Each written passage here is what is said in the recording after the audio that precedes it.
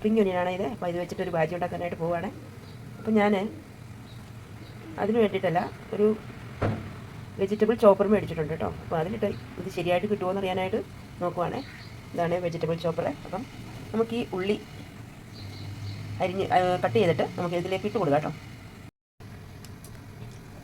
അപ്പം ഈ ഉള്ളി ഒന്ന് ചെറുതായിട്ട് കട്ട് ചെയ്തിട്ട് അതിലേക്ക് ഇടുവാണേ. നോക്കുവാണെങ്കിൽ ഇത് പറ്റുന്നുണ്ടോ എങ്ങനെയുണ്ടെന്ന് അറിയാനായിട്ട് നോക്കുന്നതാണ് കേട്ടോ. അപ്പോൾ ജസ്റ്റ് ഒന്ന് കട്ട് ചെയ്തിട്ട് ഇടുവാണേ. എങ്ങനെ ഇത് കട്ടായി കിട്ടുമെന്ന് നോക്കണ്ടേ. ഞാൻ ആദ്യമായിട്ട് മേടിക്കുന്നത്. നമ്മൾ കൈകൊണ്ട് അരിയുന്ന വിധം ഇതൊന്നും വർക്ക് ചെയ്യില്ല എന്നറിയാം. പക്ഷേ നോക്കി നോക്കാം. ഒരുപാട് വെജിറ്റബിളൊക്കെ കട്ട് ചെയ്യാനുണ്ടെങ്കിൽ ഇത് നല്ലതല്ലേ. അപ്പോൾ ഇതുപോലെ ഒന്ന് ഞാൻ കട്ട് ചെയ്തിട്ടിട്ടുണ്ട്. എന്നിട്ട് നമുക്കതിലേക്കൊന്ന് ഇട്ട് കൊടുത്ത് നോക്കാം. അപ്പോൾ ഇതാ ഇങ്ങനെ അങ്ങോട്ട് ഇട്ട് കൊടുക്കുവാണ്. അറിയില്ല എങ്ങനെയാകുമെന്ന്. എന്തായാലും കുറച്ചിട്ട് കൊടുക്കുവാണ് കേട്ടോ.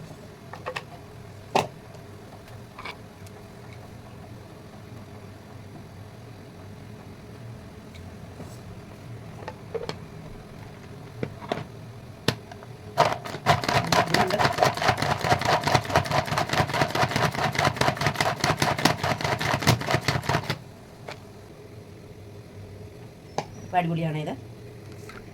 കണ്ടോ ഇങ്ങനെ കട്ടായി വന്നിട്ടുണ്ട്. അപ്പം അതിൻ്റെ ബാക്കിയും കൂടി ഇട്ട് നമുക്കിന്നൊരു തോരൻ വയ്ക്കാം. ചിലർ ഇതിൽ മുട്ടയൊക്കെ ഇടാറുണ്ട്. ഞാൻ മുട്ട ഇടുന്നില്ല, തേങ്ങ ഇട്ടിട്ട് തന്നെ തോരൻ വയ്ക്കുകയാണ്. അപ്പം ചീനച്ചട്ടി അടുപ്പ് വെച്ചു. അത് കഴിഞ്ഞതിന് ശേഷം വെളിച്ചെണ്ണ ഒഴിച്ചിട്ട് കടുകിട്ട് പൊട്ടിക്കുവാണ്. ഇതിലേക്ക് നമ്മൾ ഈ അരിഞ്ഞ് വെച്ചിരിക്കുന്ന സ്പ്രിംഗ് ഒനിയൻ്റെ സവാള അല്ലേ അതിട്ട് കൊടുക്കുവാണ്.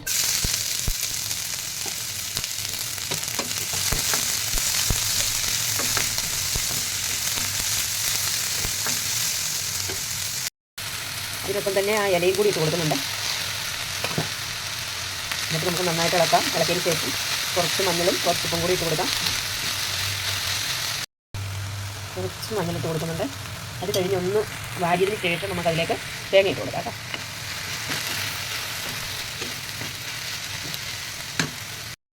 അപ്പോൾ ഞാൻ അതിലേക്ക് കുറച്ച് തേങ്ങ ഇട്ട് കൊടുക്കുന്നുണ്ട് കേട്ടോ. അതിനുശേഷം ജസ്റ്റ് ഒന്ന് ഇളക്കി കൊടുക്കുക. ഇതൊരു ആദ്യം പാകമായി കഴിഞ്ഞു. നമുക്കിനി ഇത് കൂടുതൽ വേവിക്കേണ്ട ആവശ്യമില്ല കേട്ടോ. ജസ്റ്റ് ഒന്ന് വേവിച്ചതിന് ശേഷം മാറ്റി വയ്ക്കാം. ഇന്നത്തെ ലഞ്ച് ബോക്സിൽ എന്തൊക്കെയാണെന്ന് നോക്കി.